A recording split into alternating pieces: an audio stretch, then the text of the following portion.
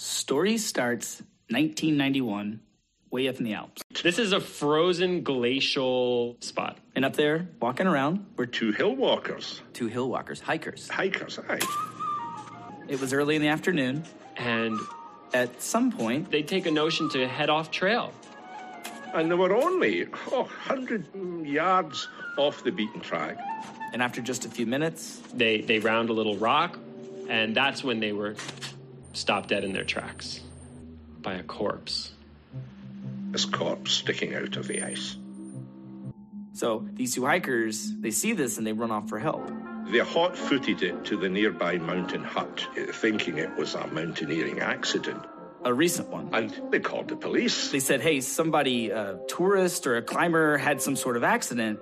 And so the cops showed up with drills and ice picks and started to chip away at the ice, trying to get the body out. But then they started noticing some things.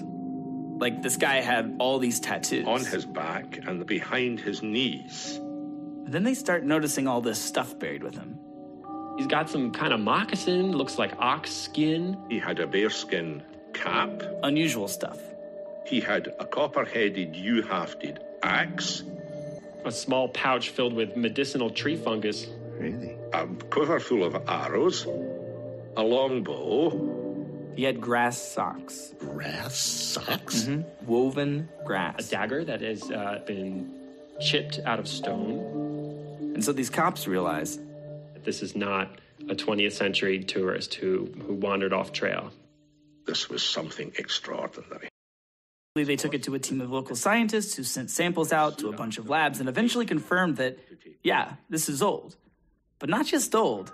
This body is 5,300 years old. That's way before Jesus, way before Moses. If you were to use as a historic mark point, let's say the pyramids of Egypt, this would be 700 years prior to the construction of the pyramid in Giza. It was beyond archaeologists' wildest dreams.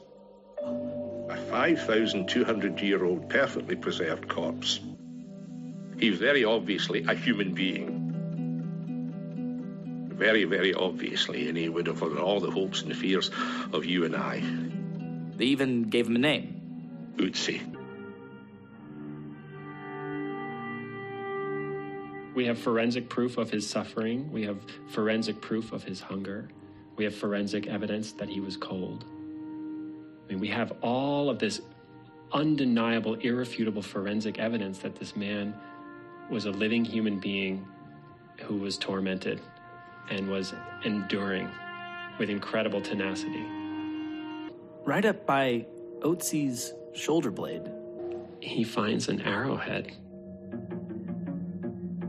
lodged in the shoulder blade. So wait, does this mean that this is like a possible murder? That's right.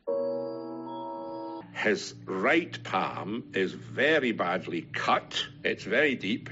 Some pathologists say it's a defensive wound. A wound that comes from a fight. He held his right hand up and he got slashed on his right palm. And they could see evidence that when he died, the blood from this wound was just starting to clot, which told them that this attack... This must be a wound that happened already 3 or 4 days before he died. What happened in those last 3 or 4 days between the time he got cut and the time he died? Luckily for scientists... His intestines are all there. And to the trained eye, your intestines... It's like a map and a diary. If there's any food in your stomach, it's less than 4 hours old. Which would probably be your last meal. And the stuff in an intermediate position, like the colon, is between a few hours old and a few days old. Your last few meals. So if you get samples from all these and look at the contents, you can deduce all sorts of things. They found pollen. Pollen. Actually, 2 kinds of pollen. One from the fresh flowers of the hop hornbeam, a tree that blooms down in the valley, and conifer pollen. A second kind of pollen from high-altitude evergreen trees. Both of these kinds of pollen were found in Otzi's gut. The pollen from the valley, it's sandwiched in between these 2 layers of mountain pollen. Otzi must have first ingested the pine pollen, then the hornsbeam, and then the pine pollen again, and that suggests About 2 days or so before he died, he was high up in the hills, Drinking pollen-laden water high above. and then he was very low down below the tree line, Drinking pollen-laden water down below. and then he came back up again to meet his end. here is what we think happened to Otzi in his last days. We know that it would have been summertime because that hornsbeam pollen in his gut. Only blooms in the early summertime, in June. And for whatever reason, Maybe he's hunting, maybe he's looking for copper, he's high up in the mountains, right? well above the tree line. And then he goes back down to his village. Then we know that within the span of about 24 hours, Something happens in his village. something violent. Maybe his people were fighting with other people. It is clear that he was attacked, that he put his right hand up to defend himself, and that he gets that cut. It's very deep, it's very bloody, it's very painful. And shortly after that event, he bends down and picks up a clump of bog moss. Jim actually found that bog moss on Otzi. It's mildly antiseptic. Anyway, Otzi heads back up the mountain. He goes back up again, perhaps pursued by somebody or people, plural. We think that maybe he was in a hurry because Of the 14 arrows, that he was carrying. only 2 had flint tips and feathers, and the other 12 were useless. Which suggests a frantic state. I mean, you've got a guy who's running, bleeding, and he's busily carving his arrows. Carving as he runs. But then The fatal arrow shot. he bled to death. He would have died in less than half an hour. Really? He would have died in 20 minutes, perhaps.